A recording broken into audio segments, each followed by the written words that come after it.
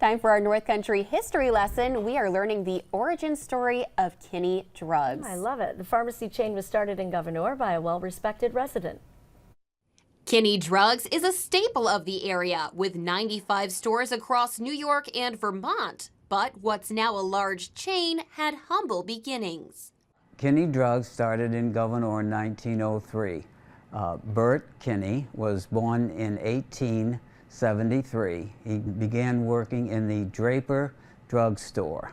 Kinney's boss at Draper's was so impressed by his work ethic, he paid for him to attend the Albany School of Pharmacy. In 1901, 2 years later, he was filling prescriptions in the Draper Drug Store. Then in 1903, Kinney became the owner, and it was officially Kinney Drugs. Early in his ownership, he added a soda fountain. We have the menu. We have the Sunday glass.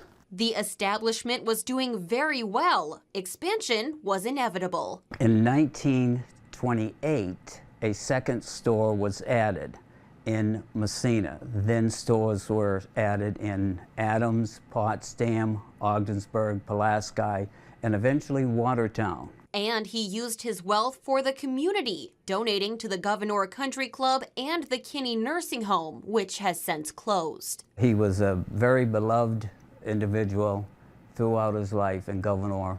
People loved him. His employees loved him.